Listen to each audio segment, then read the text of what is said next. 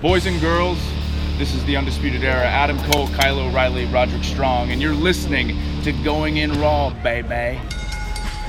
Hey guys, this is Charlotte, and you're watching Going In Raw. Going In Raw.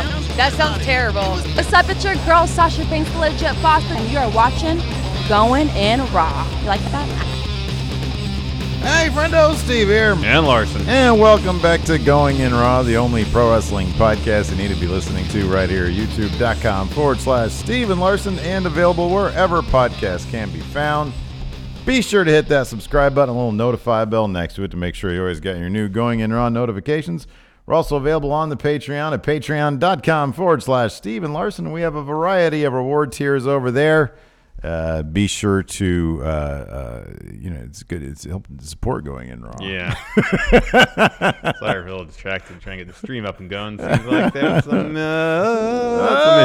That's all right. Well, we're just going to keep on going. There's nothing we can do about it. We're already deep into it, man. Yeah, I guess. We're into the introduction, so hopefully at some point things will kick into gear. Yeah. Oh, there's something happening over there, maybe. Something's happening over here. You know, you press that stream button, you hope the magic will happen. Usually it does. Sometimes, Yeah, sometimes it does. Sometimes it doesn't. Yeah. We'll take what we can get. YouTube is still figuring out its path, we should just be appreciative of the miracle of internet capability in the I think first we place. really should be. Yesterday, my child, Alabama, she asked me, we got a new patron, Manny Cruz. Thank you, Manny. Yesterday, my child asked me a very difficult to answer question, Larson. What is internet? I mean, to get down to it, it's all just ones and zeros, isn't it? Yeah, but I explained it to her more like Obi-Wan described the Force. It's the energy that surrounds us and binds us together. Well, it surrounds us, and I'm not exactly sure it binds us together, though. It does quite the opposite. No, you know what? That's actually a good point.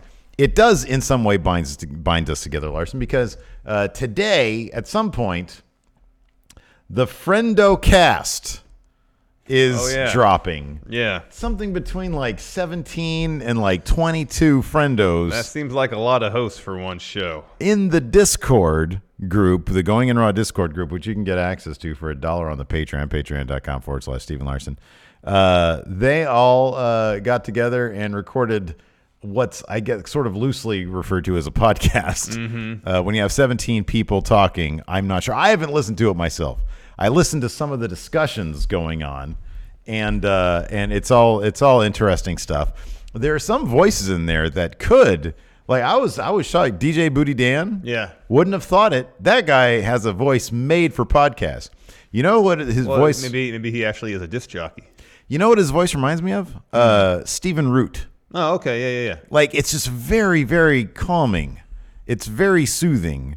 Cody Miles has a wonderful podcast voice. Yes. Waymaker always sounds like he's talking from a basement. Yeah, I know. And the microphone might be up at the top of the stairs. And he's always very intense.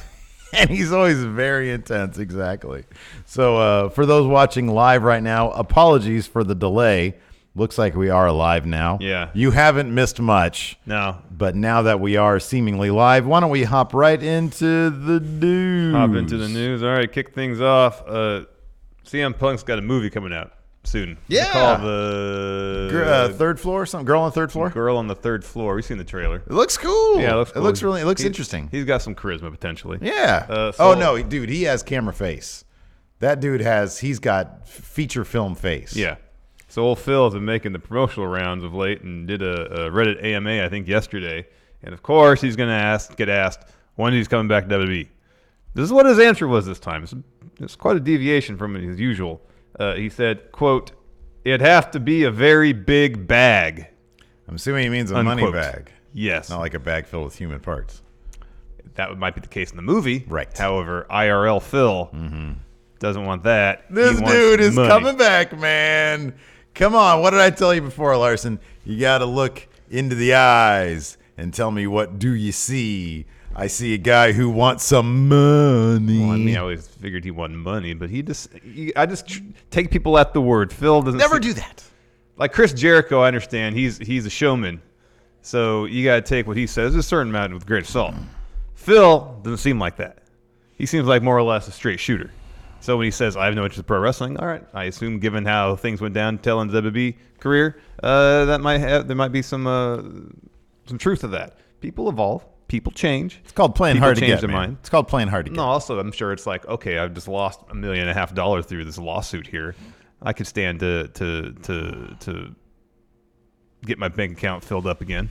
Filled up. Filled up. Well, I also mentioned this last time we talked about CM Punk saying he's not coming back to wrestling when clearly he is. He's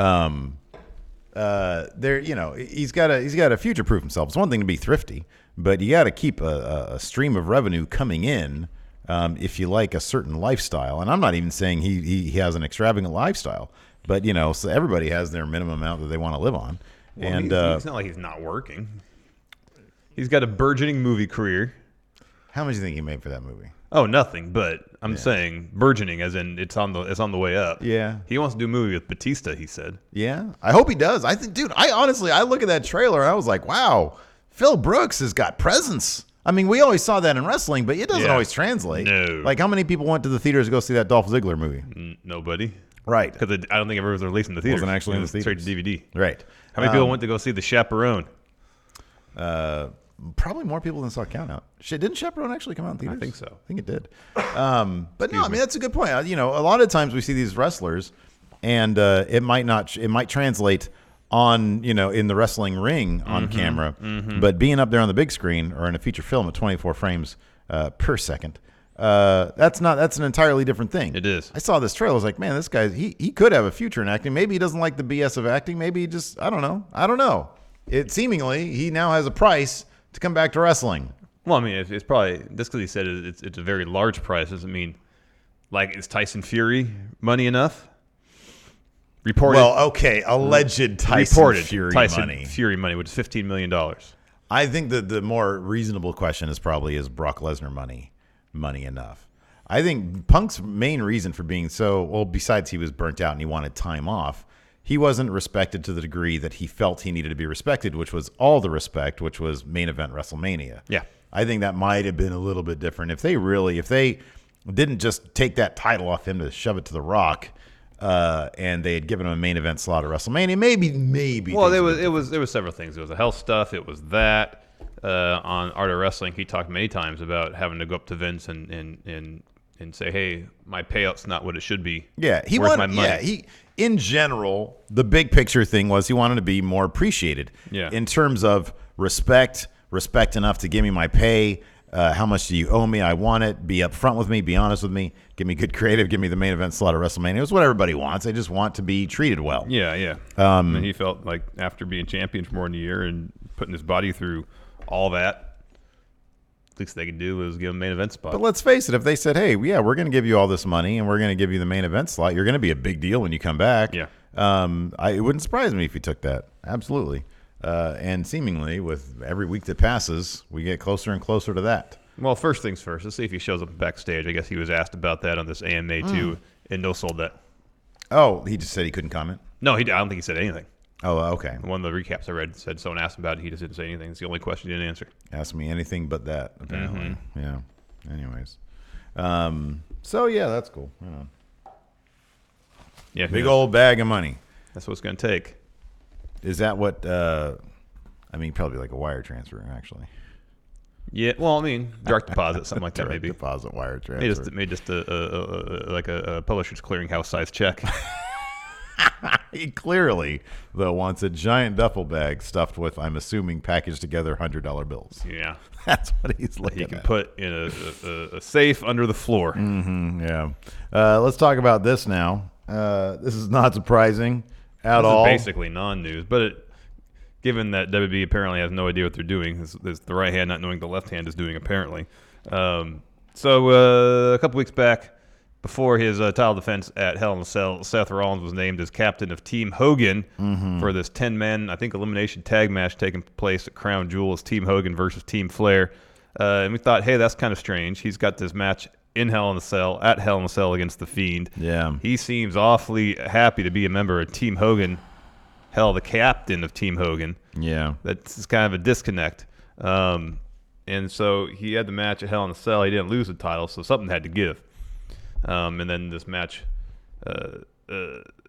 on Raw this last week, they said there's a little Falls Count Anywhere match between Fiend and Seth Rollins. I'm like, dude's got 2 matches in one night. That's rough. Yeah. So it was announced yesterday by WWE that Seth has been taken off Team Hogan. He's not the captain. He's not the team anymore. So he can solely focus on his match against the Fiend. This is what the Hulkster. Well, here, I'll do this one. I'll stay here. I'll say what the Hulkster had to say, because this is on Twitter, of course. Yeah. He said, "Bad move, brother. This is going to be the biggest match of your life. No, he being said. Captain Team Hogan No, he is the said. greatest honor, Said, understand the champ Rollins needs to do what he's got to do. brother." Defending the title against Bray Wyatt is what champions do. Don't worry, Nate. I got an idea from Team Hogan, brother. Why couldn't they have done this on TV in a story? I know. Isn't Hogan supposed to be back on Raw this week? I thought so. I thought both Hogan and Flair were. Why don't they just? Why? This could have been part of the story. It could have been a very entertaining part of the story too. I Get know. Hogan involved with the Fiend and everything. But instead, no, they just do it online, in a video online. Maybe, I mean, look, if Hogan's going to be on Raw, maybe they will further address it and maybe they will play out some stuff. But I just like when story twists and turns. Like, this could have been an interesting story twist and that happened on camera. It's ridiculous. And This it is could have why been fun. WWE's creative is completely bankrupt at this juncture. Because there's essential story beats that need to take place on their flagship shows, Raw and SmackDown. It really does. And they just relegate it to an announcement on some news video on Twitter. Mm-hmm. It's ridiculous. Yeah. It is utterly ridiculous. Wait, does that make us shills for? This doesn't make us shills for WWE. No. Who are we shilling for? Us. I loved it yesterday. The videos, stupid little Who Won Wednesday video we dropped, and people couldn't figure out in the comments whether we were shills. One dude said, "How can I take seriously 2 guys who were sponsored by AEW?" And I'm like, "Did you even watch the show?" God, people are so stupid sometimes. Anyways, Also, Ric Flair commented. oh yeah, he said, "Woo! Even the team captain doesn't want to go up against Team Flair. Hulk Hogan, you're down to 2. Maybe you can call some new stars. Gilbert, Johnny Rods, Backlund. Fire me. You can't fire me." Woo! He said Johnny Rods and Backlund. That's funny. That'd be rad if he brought on Gilbert, Johnny Rods, and Backlund. Well, then Flair had to bring on what? Iron Sheik? Yeah. Terrible idea. Orndorff. Terrible idea. He's still alive. I think so. Yeah, he's alive. Probably of all those guys, like Backlund he could probably still wrestle. Oh, are you kidding me? I just saw, wasn't He it was like doing a- headstands, yeah. Yeah, WrestleCon or something Yeah, like man, that. that guy's amazing. He's a hell of an athlete. Dude, he could probably whip all these dudes. No, probably for sure. You think Hogan and Flair are going to join their own teams, man? No. You don't think so? No, it's a huge liability issue. They're not medically clear to do anything. Ric Flair almost died like a year ago. They're not going to clear him to get in the ring and take a bump. This is a 10-man tag match. I understand that. No They're bumps not. have to take place.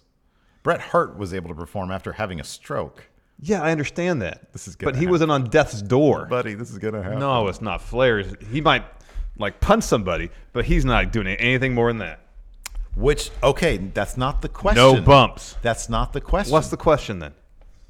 This isn't a question, it's a statement. These two are going to be on their own teams. They're going to be members 5 and 5 of No, their they're not. own teams. No, they're not. They're not. Here's the thing. Because it's elimination tag. They have to get in the ring at some point. They're going to be on the teams. No. No. It's not going to happen. I will quit this show if it happens. Oh, God, don't do that because it's a distinct possibility they can No, ride it's around not it. because They can ride around it, dude. It's No, happening in can't. Saudi Arabia. It's an elimination tag. Someone has to be eliminated. That's fine. They can ride. It's wrestling. They can ride around No, it. it's not going to happen. They man. can. It's not going to happen. They get out of the ring. They start brawling amongst themselves, and they get DQ'd or something, or they get eliminated via like count out or something. Yeah, I understand it's possible. That involves some level of physicality, and they're not going to be cleared for any level of physicality. All right, man. All right. Especially Flair, man. Okay. All right. Dude. I'm telling you, it's gonna happen. No, it's not. It's so gonna happen. On this day, think it's gonna be Edge. Yeah, Edge is more likely. Edge actually might happen. Yeah. This is 100% gonna happen. No, it's not going to happen. Hogan and Flair, baby. It's not going to happen. What's gonna be your reaction when it does happen? I told you my reaction. I quit. You can't. I need somebody else then. I'm gonna get DJ Booty Dan up in here There with you his go. voice. There you go. I'm Ladies not and gentlemen, really going to quit. It's NWO Steven Root. I would be absolutely flabbergasted if something like that happened because, like, health wise, neither of them should be doing anything. I'm not saying either of them should. I'm saying they both will. The Saudi government is going to pay a lot of money to get these two guys. I understand that, but the WWE will still be on the hook from a liability standpoint if one of them goes out there and hurts himself significantly or dies. They don't have to do much more than they already did. Like Flair, jumped up against the ropes. This is literally all they have to do. Well, something has to happen that simulates a fight, or someone has to take a bump, and that is not going to happen, Steve. That is totally not going to happen. Even worse than you quitting. Epico said he'll quit. There we go. Oh, no. I hope this doesn't happen, but it's totally going to happen. It's not going to happen. I want it to make a complete farce of the whole thing. It's a Saudi shit. How much more of a farce could it possibly be, my friend? It is already way beyond farce. It'd be yeah. It would. Lewis Dolby here says Hogan and Flair last two, body slam and leg drop from Hulkster, and there's your finish. Here's the problem. Hogan, according to himself, has an awful back. He can't do that. He can't do a leg drop. That doesn't matter, though. It does matter. He's not going to do it. Oh, man. Anyways. Yeah. Halloween could very well be my last day of the job. So it could be, good man. y'all. Nice working with you. It's been a long time. Yeah, man. Got to film those 10 for the wins pretty quick then. Anyways. I mean, it's just... I'm not saying they won't get involved. Flair will probably punch somebody. That's the extent of it. They are not going to be on their own team. They are not going to be on their own team. Not. All right. One Frito the burrito will be on the line. All right, man. That's the deal. I won't quit, but I will happily accept a Frito burrito from you when this doesn't happen. And if it does happen, I will be shocked. I will be. It's all the more reason not to watch the show because I don't want to see somebody out there who has no business being involved in any sort of match be involved in the match in serious injury or worse. Before we get to the business at hand, Larson, Wong here probably should. This is the final word. He says Larson's blissful ignorance, while concerning, is adorable. My blissful ignorance? No, I understand. Well, I completely understand why the Saudi government or the sports authority want them involved. Watch Flair hit a destroyer. That'd be dope. If that were to happen, I'd happily buy you a free burrito. I'd buy you 10. Yeah, man. I'd turn on. Hey, listen. If the Saudi government can pay Ric Flair to do a Canadian destroyer, I'll turn that on. I'll watch every single one of those shows. I'll be completely on board. It's not ignorance. We'll wave the Saudi flag here on the set. It's not ignorance. I know, I'm sure, like the Saudi Sports Authority wanted Yokozuna to be on one of the shows. Mm-hmm. Ultimate Warrior. They're willing to pay for the ultimate wrestling spectacle in their mind. They're fine having dead people on the show, man. However, I can't imagine WWE would be so blatantly flippant with one's health that they'd be willing to take that kind of money and dole out that kind of money. Yeah, but I mean, to your point, to risk someone having a significant injury or worse happen during the course of the show. To that point, they can look completely understanding that it would be terrible TV. It would be terrible TV. There are varying degrees of clearance, and one of those degrees could be simply get in the ring, make a mockery of physical fighting, find a way to roll out while you're still fighting and get counted out and eliminated that way. I understand that totally, but there's some level of physicality still involved. Not a lot. Not a lot, but still something. Not a lot. And especially Flair, given his recent health scare a year ago. I don't know, man. Dude was in a coma. Yeah. No, I feel you. They shouldn't. That's why I would be absolutely shocked. And I just don't see any way they shouldn't. It would happen. But they will. Because it's a huge risk. All right. Well, I'm sure Flair's totally down. We got a Frito burrito. Sure, Hogan is totally down. We got a Frito burrito on the line. So we'll see if that's going to happen. It will. Continuing on. And before we continue on, I should say, here's a word from the sponsor of today's show, Mack Weldon. Mack Weldon is a premium men's essentials brand that believes in smart design, premium fabrics, and a simple shopping experience. Yeah, Mack Weldon's underwear, socks, shirts, shorts, hoodies, and sweatpants will be the most comfortable you'll ever wear. And they even have a line of silver underwear and shirts that are naturally antimicrobial. That means they eliminate odor. They keep you from getting stinky. That is true. See, Mack Weldon wants you to be comfy, so if you don't like your first pair, you can keep it, and they'll still offer you a refund with no questions asked. I've been wearing Mack Weldon's Ace shorts pretty much nonstop since I got them a few months back. They've got the style I need to wear them here at the office, the comfort I demand when I'm lounging around the house, and the performance I require when I'm throwing around some weight at the gym. Yeah, man. Game's the clock. I, too, got me some Mack Weldon stuff. I especially like their underwear. And the whole ordering process was easy, and everything was shipped directly to my door. And right now, Friendos can get 20% off their first order by going to MackWeldon.com and using promo code GOINGINRAW, all one word. Again, that's 20% off your first order by going to MackWeldon.com and using promo code GOINGINRAW, all one word. Thanks to Mack Weldon for sponsoring today's show, and you're really helping out Going In Raw by going to MackWeldon.com and using promo code GOINGINRAW, all one word. Mm-hmm. Let's see, do that, and then do that. Do that and that. So WWE... Oh, they just want to buy every... All promotion. that money they're making from Saudi Saudi Arabia. Buy. All the money they're going to make from having Team Hogan and Flair on their teams. They're trying to buy up some promotions. So we heard earlier that they wanted to buy Pro Wrestling Noah. Well, they made an attempt to buy it, yeah. They wanted to. They tried to as a way to jumpstart NXT Japan. Well, now the Wrestling Observer newsletter mentions that WWE also made a play at buying Stardom as well. The CEO of, this is from the Wrestling Observer newsletter, Ogawa, the CEO of Stardom, had been approached in recent months by both Bushiroad, of course, the owners of New Japan Pro Wrestling, and WWE, both of which wanted to buy the promotion. The WWE plans were to merge Stardom with a men's promotion as NXT Japan and run it themselves. The Bushiroad idea was to keep Stardom as its own entity, allowing Ogawa to stay on and run the business.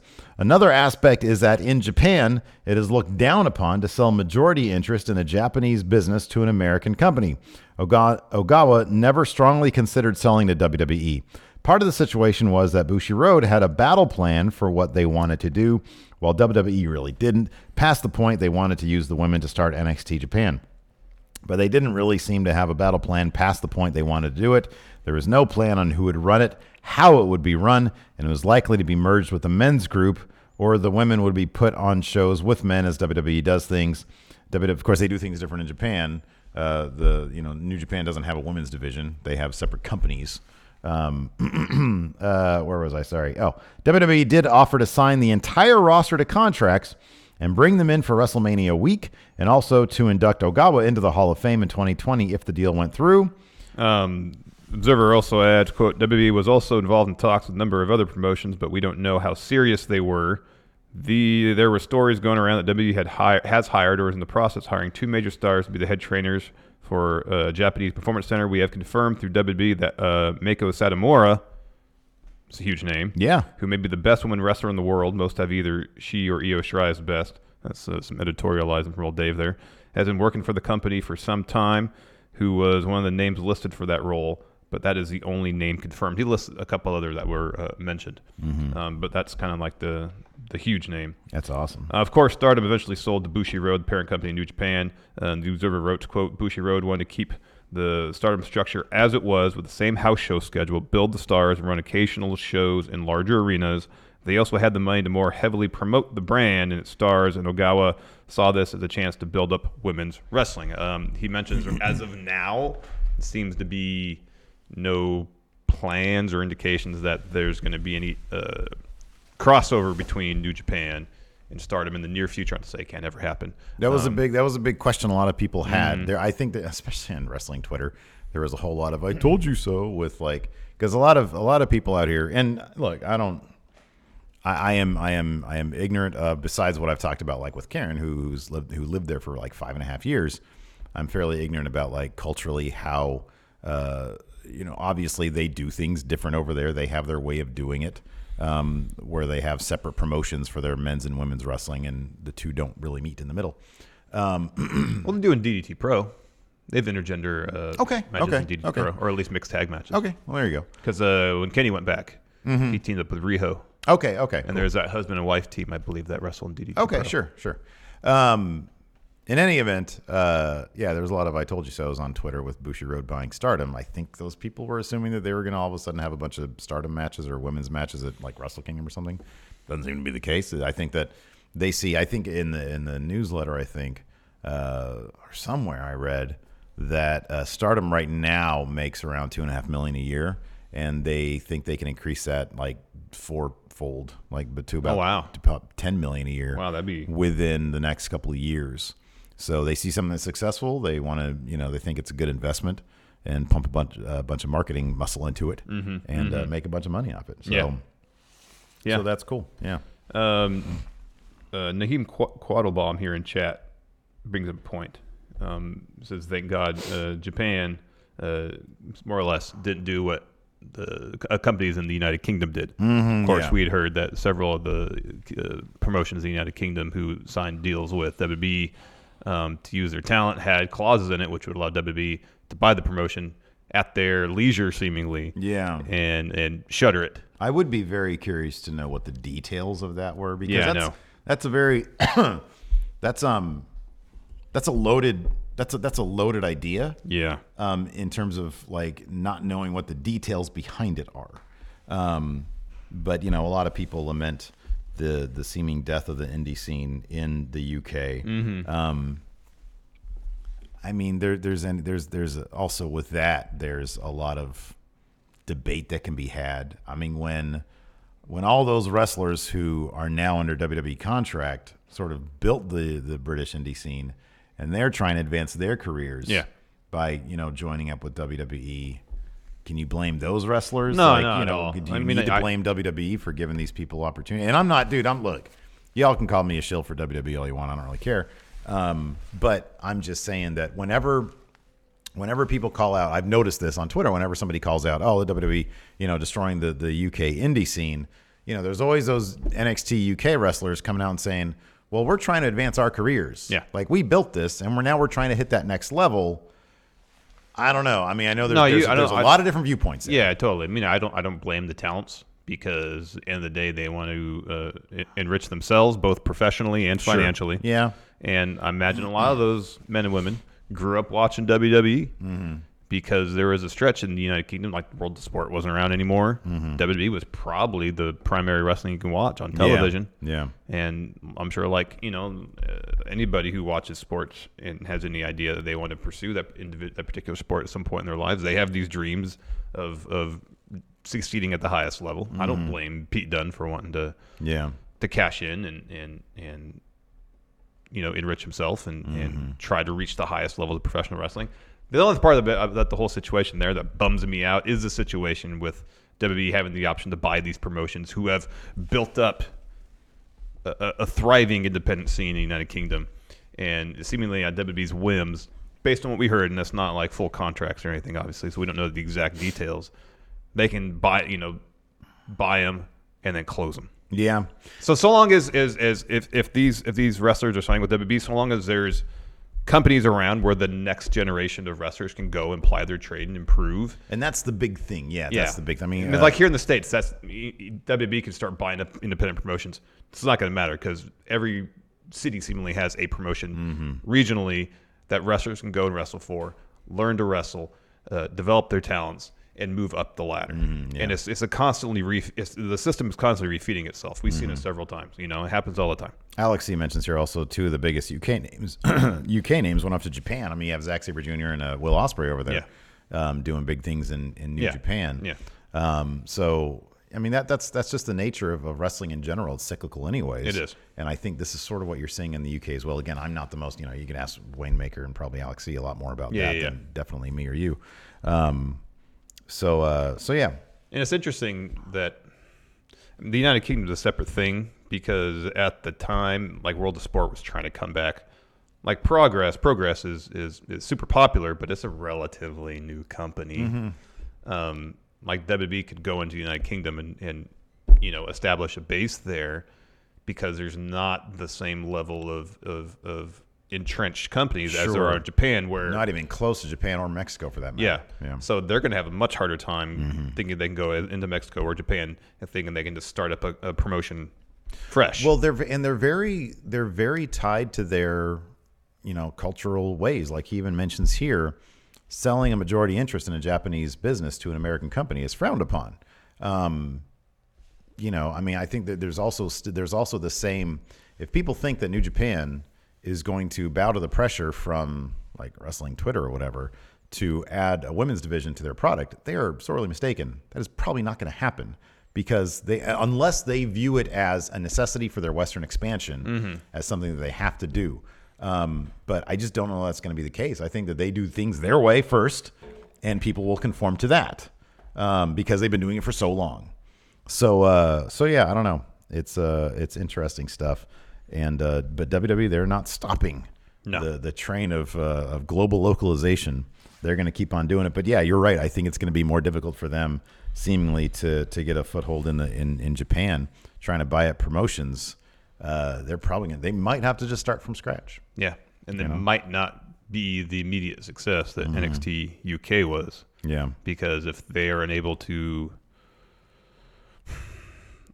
like, I don't know, I could be completely wrong, but imagine they start up NXT Japan and they want to start running shows at Kirk and Hall. Yeah, like, would there be resistance from whomever that operates Kirk and Hall, or this new American-based company is trying to?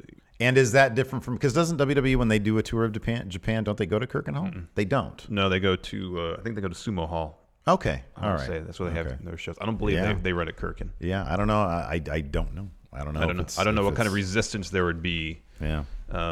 If WWE came in to try to enter the market. Yeah. Right. I just don't know. Yeah. I don't know. It's going to be. Anybody would be resistant to it. I don't know how it would play out. Whatsoever. I think you're right, though. It's going to be interesting, and it's going to be very different than what we saw in the UK, where they were basically able to just come in and everybody genuflex before WWE there anyways, kind of. Yeah. At least the wrestlers seem to. Mm-hmm. Which is, that's what they grew up on. That's what everybody grew up on. And if that's the best outlet for them for their careers and advancing themselves, by all means. Mm-hmm. Yeah. But that's not necessarily the case in other regions of the world, though. Mm-hmm. Yeah. Anyway, speaking about WWE encroaching on certain territory, they're encroaching on our territory now. What the heck? They have officially entered the podcast game. Of course, a little while ago, it was reported that WWE would be partnering with Endeavor to create their own podcast network. Endeavor also handles, I believe, the WWE Network backend as well. Is that true? Is that what it was? Yeah. Okay. The network, yeah. Karen says here, Kirkin is a smaller competitive venue to get into. Ah, interesting.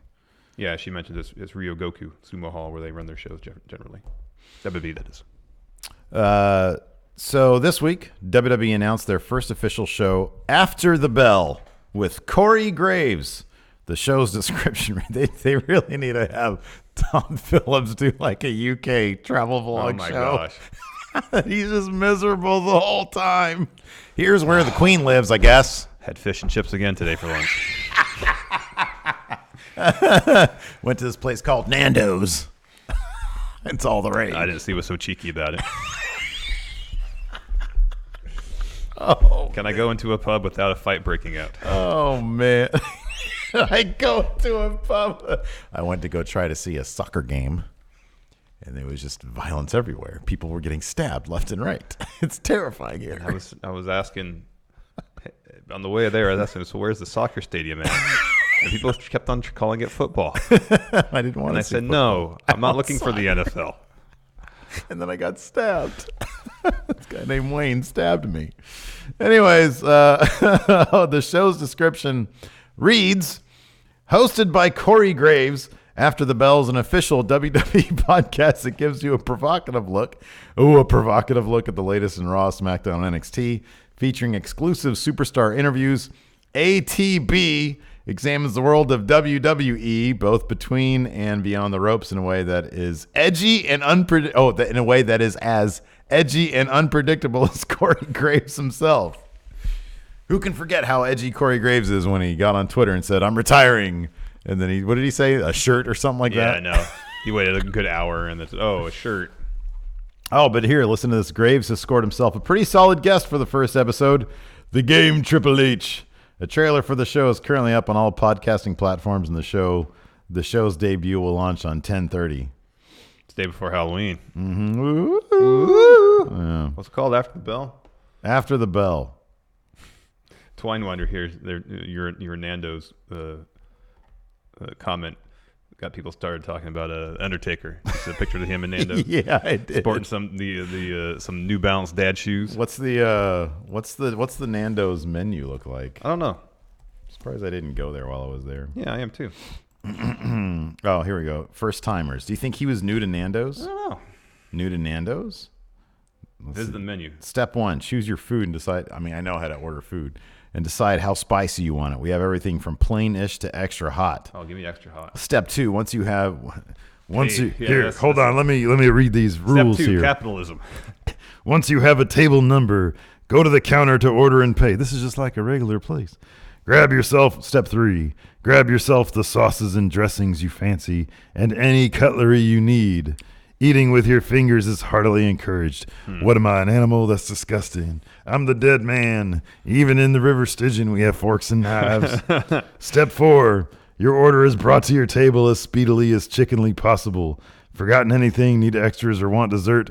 Order from your table. We'll sort it out. And then you can eat in peace. Well, that's just cheesy. Or chickeny. Then you look at the menu, though. Oh, yeah. Well, If you scroll up, there's menu right there. Visit the menu. visit the menu. I probably shouldn't look at that. I'm hungry right Take a look at this menu right here. Peri Peri chicken. So they got chicken. Platters to share. Yeah, I thought it said splatter, too. Sides. All right, this is just a regular menu. That's good. All right. Anyways. So yeah, podcast. You gonna listen to that podcast, Larson? I might give it a try. I like Corey Graves. I like Corey Graves. No, I think it'll be fine. It'll probably be funny. He's a very entertaining guy. He's a very funny guy. I do think that he should Skype in Tom Phillips sometime. Hey, Tom, how you doing in the UK? It's miserable over here. I know. Why do they get like a low-budget version of me to do Raw? Oh, man. Anyways. What you got going on tonight, man? SmackDown? Yeah, are we gonna be streaming SmackDown itself? Or we're just gonna do the. You guys want us to do a live stream of our SmackDown reactions? We probably should. Probably a good idea. I can. Yeah, I can too. I'm dropping Bam off. Or do you guys not care? I don't know. Maybe we'll do it. Maybe we won't. No, we'll think about it. We got anything better going on? I mean, just be hanging out with the family. Yeah. Well, I'll be here watching regardless. Oh, you will be? Yeah. All right, I can do that then too. I mean, either we want to be on or just chill on our couch and not. We should there's a couch back there. We should probably do it. Yeah, I guess so. All right. Anyways, so here's his preview for SmackDown. Actually, sounds pretty cool. There's some good stuff going on here. Yeah, potentially. First, Roman Reigns ready to take the Intercontinental Championship from Shinsuke Nakamura. Sami Zayn brought his bark to Twitter Thursday morning, and the big dog took notice. After Shinsuke Nakamura fell to the third round of the WWE draft, Zayn took exception and spouted off on social media about the disrespect for the champion. Can the king of strong style continue cashing the checks that Zayn's mouth writes? Or will Reigns end Nakamura's reign and begin his own championship run to kick off the new era of SmackDown? Tune in for Friday Night SmackDown on Fox at 8/7 Central to see the thrilling Intercontinental Championship match. Yeah, it's kicking off the show, I think. Everybody's saying stream. Okay, we'll stream. We'll stream, fine. Bayley joins Miz TV in the wake of reclaiming the SmackDown Women's Championship in brash fashion. Bayley, with the new hair, is ready for her close-up. That's a terrible line. It is. Fresh off debuting a new look, sloshing down her Bayley buddies and reclaiming the SmackDown Women's Championship from Charlotte Flair, Bayley has plenty of questions left to answer following the explosive victory and ensuing celebration. The Miz is ready to roll out the blue carpet and give the champion the opportunity to clarify what inspired last week's torrid outburst. Will Bayley share her true intentions, or will she continue to lash out at the WWE Universe after last week's two-word antagonizing refrain? Screw you. Yeah. That's what she said. That's what she had to say. Next. Oh, this is fun. SmackDown Women's Championship opportunity on the line in six-pack challenge match. The depth of the SmackDown Women's division will be on full display in a loaded six-pack challenge match. Carmella, Nikki Cross, Dana Brooke, Lacey Evans, Sonya Deville, and Mandy Rose all square off for the opportunity to face Bayley for the SmackDown Women's title. Which of these women are going to win and then lose to Bayley? Because they need to line up some jobbers for her. Carmella enters with the experience of a former champion, but all of the competitors are hungry to make a big impression on the blue brand. Who will emerge to challenge the reinvented Bayley? And is the winner destined for a similar fate as the Bayley buddies? Wow. Wow. She going to slash them? Yeah, take an axe to somebody. Oh, The New Day team up with Heavy Machinery against the Revival and Dolph Ziggler and Robert Roode, with all of WWE's top twosomes on a collision course for tag team supremacy at Crown Jewel and the largest tag team turmoil match in history. SmackDown's premier tag teams will clash on Friday night.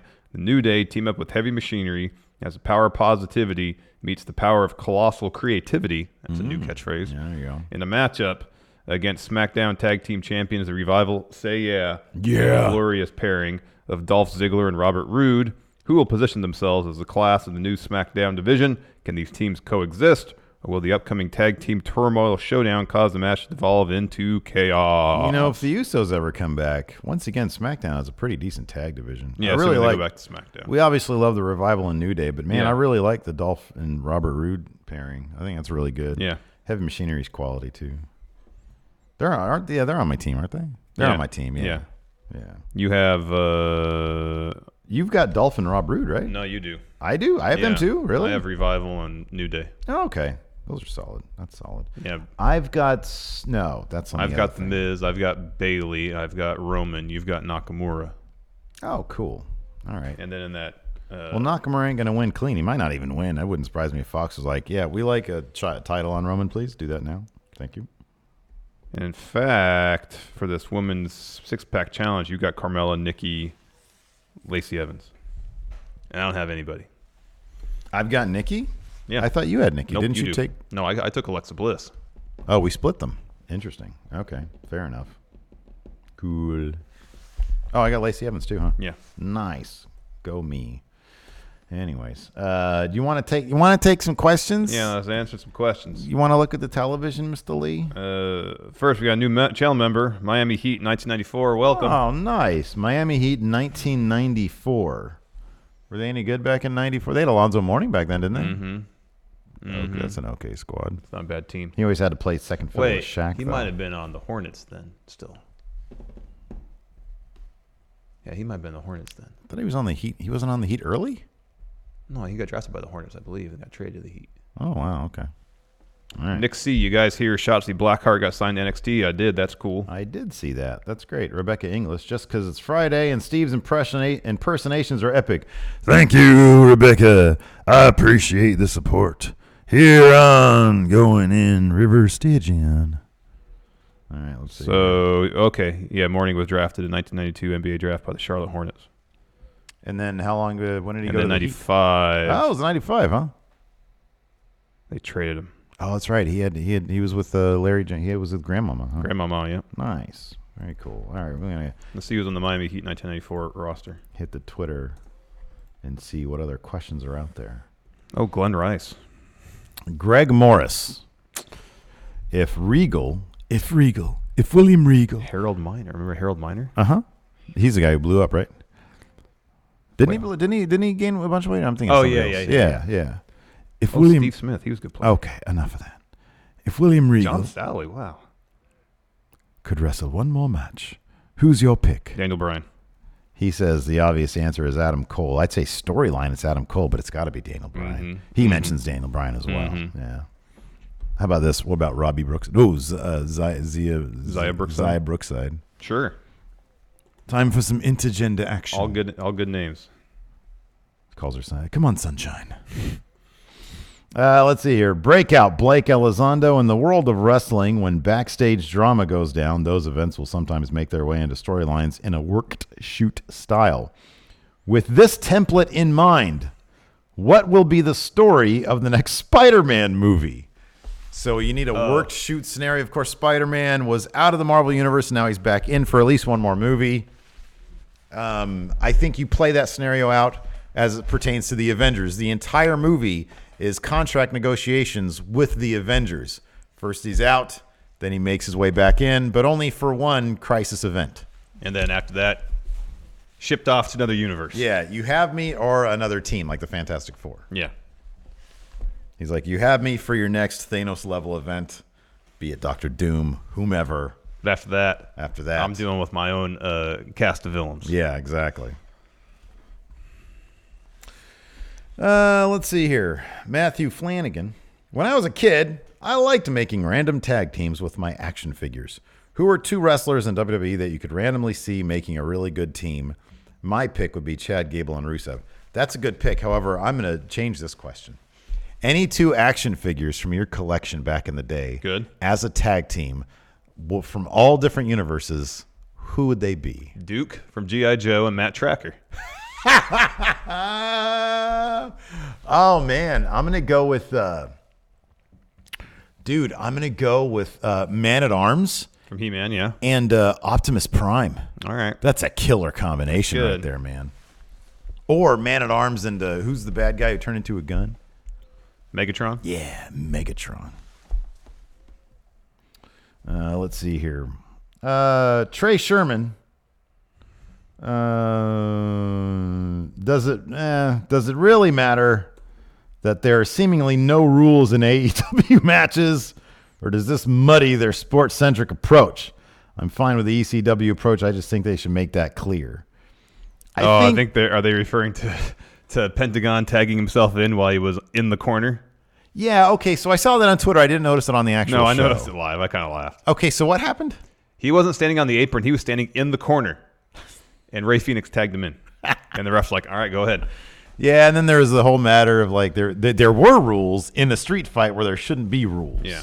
They had rope breaks and stuff. Yeah. I think, look, man, they're figuring this out under a microscope. Mm-hmm. It's all good.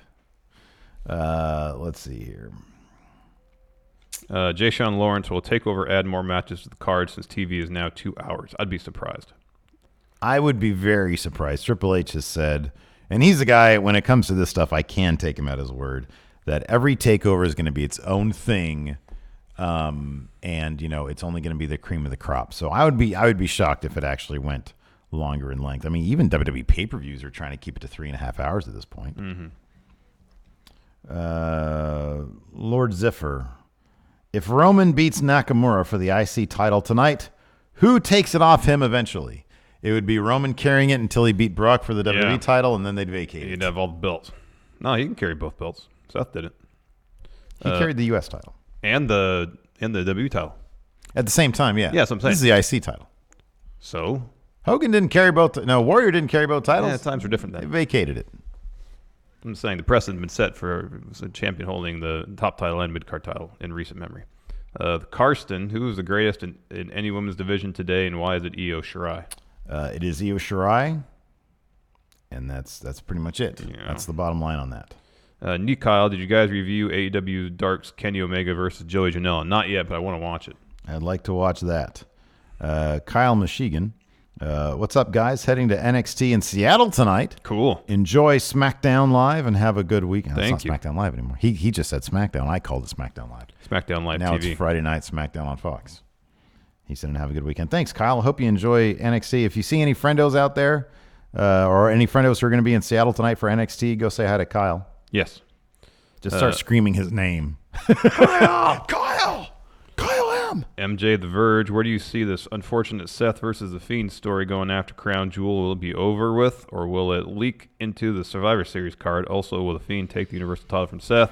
Love you guys. Friendo since 15. Thank you. So that's something we didn't really talk too much about. Apparently, The Fiend is advertised to be on Raw, even though he's a SmackDown star, through December.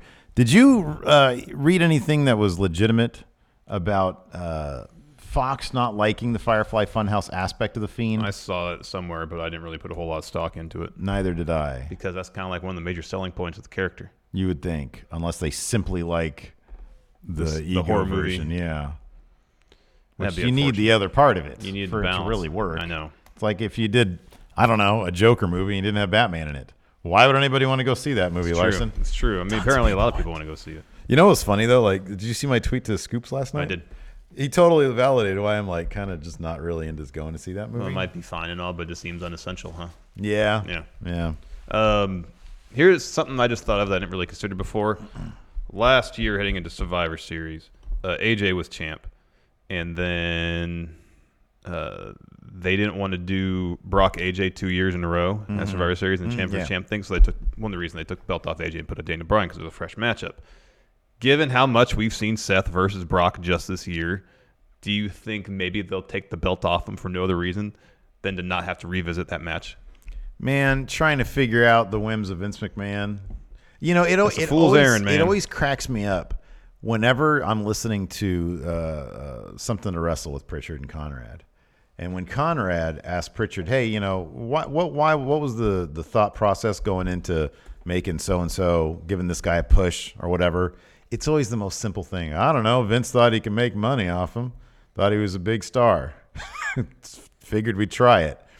Things are so much more casual than they really should be over there. I know. I like the CM Punk approach. Approach events with 8 weeks of TV. I know. That's how it should be. I know. That's how it should be. I mean, just the stuff about WWE trying to buy Noah or Stardom. So what's the plan going forward? Oh, we're going to buy you. We're going to give everybody contracts. After that, How long was UK in limbo? Forever. For a long time. It was in limbo forever. Like, man. if they actually wanted to try to impress any promotion anywhere in the world with an offer, like, have a plan. It's just, we're WWE. We want to throw money at you, and then you just do. So yes or no? We got some money. Yeah, what are you going to do with our promotion? I don't know. We're going to own it. We're going to have it. See what Magic 8 Ball has to say. Unclear. Jeff Maybe, message redacted, whatever Steve's favorite is. Oh, I love it. Thank you, Jeff. Maybe. Let's see here. King Drew. Let's say in the next year or two, someone becomes the first person to simultaneously hold the NXT heavyweight and North American titles. Who would that person be? He said, make a joke pick and a reasonable pick. Okay, Undertaker's my joke pick. I'm coming back down here to yeah, that's a good one. Kona Reeves. Kona Reeves. So he can truly call himself the finest. Matt Riddle. That's a good pick right there. Yeah, Matt Riddle would be my legit pick. Bro. First of all, you're not my bro. Oh, no. Oh, no. Nice to meet you. John Ortolaza. I like this idea. He says, since Lesnar and Velasquez were part of the UFC, why not let them have a shoot fight at Crown Jewel? The show will be ass anyways. Might as well let the boys out of their cage. I agree, man. Just let them go at it. They don't need sanctioning. No, they don't need sanctioning. The issue is that I'm sure they have a particular outcome they have in mind. Dude, have you seen they should do a bare knuckle fight. Have you saw seen that, the ads on Fight? Yeah. That looks amazing. Somebody's going to die, man. I just want to see the slap fights that they had in That'd be Russia. cool, too, yeah. Those guys are getting But worked. put stories behind it. I know. People get knocked out from getting slapped in the face. And then they walk away and their amazing. face, 30 minutes to 20 minutes man. later, the face is so Oh, it was something else, man. so puffy. It was something else. It was something else. It was too much, man. Let's see here. No. Yeah, that might be it. All right. I think that might be good for questions. That's fair. Yeah. All right. Let me reload one time. All right. I'll reload one time. All right. If there's any last questions here. I'm going through China. You know, the NBA always does such a good job with their commercials. Who, NBA? Yeah. Yeah, no. All right, that's it. That's it. it. That's That's it. show. Yeah, that's it. That's the show. So yeah, I guess join us later on tonight for our SmackDown on Fox live reactions. Well, it'll be live, so it's fine. It will be live, our live reactions. We got a fun video coming up tomorrow morning.